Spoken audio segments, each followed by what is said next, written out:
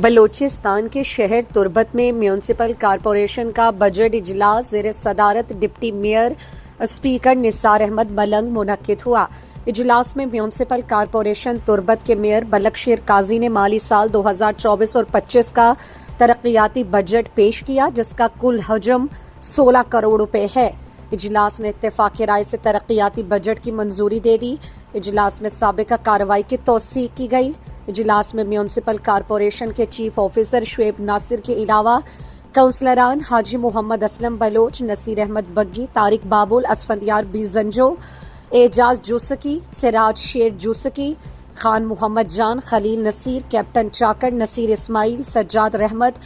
شامس بشیر، شوکت سبزل، اقلیتی کونسلر شنکر لال سمیت دیگر کونسلران شریک تھے۔ اجلاس سے خطاب کرتے ہوئے میئر تربت بلک شیر قاضی نے کہا کہ گزشتہ مالی سال کے بجٹ کے کام 90 سے 95% تک مکمل کر لیے گئے۔ فنڈز اچھے انداز میں خرچ ہونے سے مختلف وارڈوں میں کئی ایک درینہ اور اہم نوعیت کے مسائل حل ہوئے۔ انہوں نے مزید کہا ہر جنرل کونسلر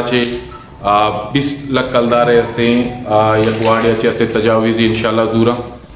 اور باقی اقلیتی برادری کیا ہنی تجاویز ہوتی پیش بکنا ہوتی ہمارا ریسپیکٹو ہندو برادری چاہتی مودا ہوتی مندری یا ہوتی مذہب ماں کے کار کیا ہنی کمیونٹی متعلقہ اور دیگے میں ایک عیسائی کامل شاید ہوتی ہما برادری